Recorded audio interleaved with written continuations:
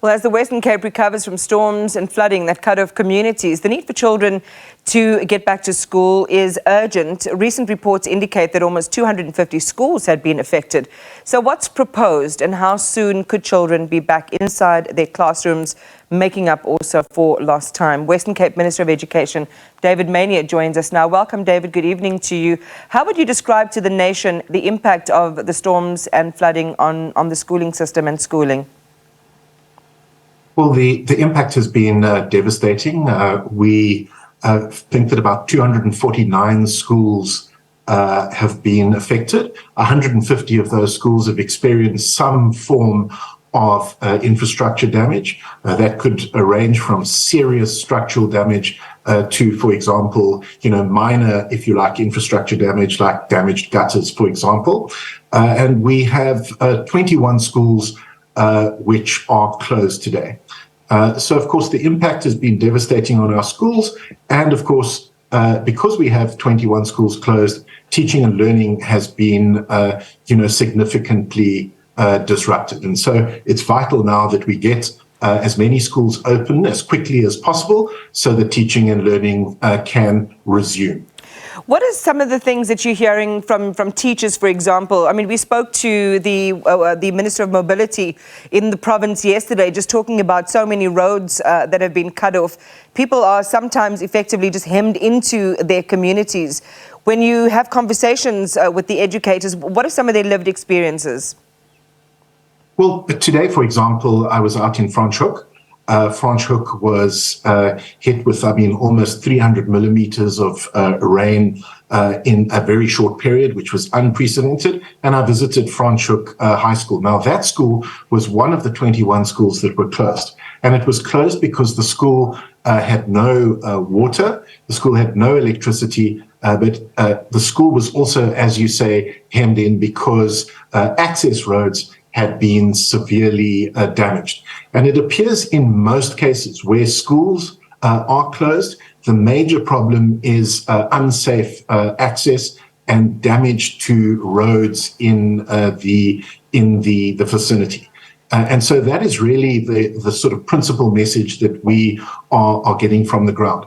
Of course, on the other side, speaking to the principals and staff this morning, there is a huge commitment to get the schools open, as I say, as quickly as possible, to restore the supply of water, to restore the supply of electricity, and then as the water subsides, to start to make sure that access to the schools is safe. And I think as we work to resolve these individual cases, I'm fairly certain that we are going to managed to reopen our schools fairly quickly. Already today, we have 18 more schools open than we did yesterday. David, I imagine for a lot of parents and families who are watching the program tonight, there are varying degrees of damage in terms of infrastructure to different schools. So it's going to happen, I suppose, again, on a discretionary basis. Is there a resource that they can go to? How are you communicating with them to say, OK, these schools are now online, safe to go back, the kids can go to school? Well, what I would suggest to parents is that they remain in contact with their schools, which will be able to update them on, the state of infrastructure at the school and the plans to reopen the schools and to put catch-up plans in place so that we make sure, that learners catch up on lost time. All right. OK, so it's up to the parents then, and that then is the message. Keep in touch, keep close with the school heads, and they'll be able to give you that timeless information. Let's talk about the recovery plan, I suppose in some places, the reconstruction plan. David, where's that money coming from? Is there a special purse that's been allocated? What are some of the challenges there with getting all of the schools in fairly good shape?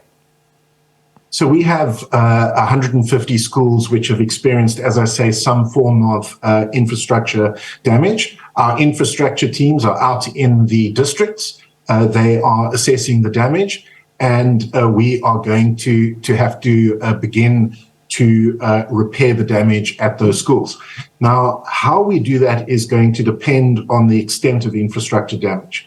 So, for example, I would imagine at one school which I know of, which suffered a very serious infrastructure damage, we may actually need to move that school to an alternative site during the fourth term. But that would be really one of the more serious cases. On the other hand, the kind of infrastructure damage, which was not so severe, I think can be fairly quickly repaired. And of course, this will incur additional costs, but we will fund this by a reprioritization through our emergency maintenance budget. David, just finally, and in closing, we know that when events like this, weather events like this, are catastrophic, happen, they don't happen equally, because it depends, those who are most vulnerable will experience this more deeply and for a longer period of time.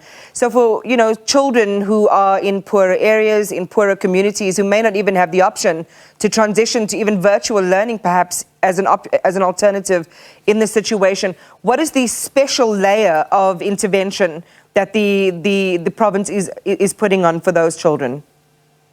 So schools will be putting in putting in plans for catch-up plans, and those, depending on the circumstances of the school, could range, for example, to additional classes, probably during the spring break, which begins on Friday, possibly additional classes during when the fourth term resumes.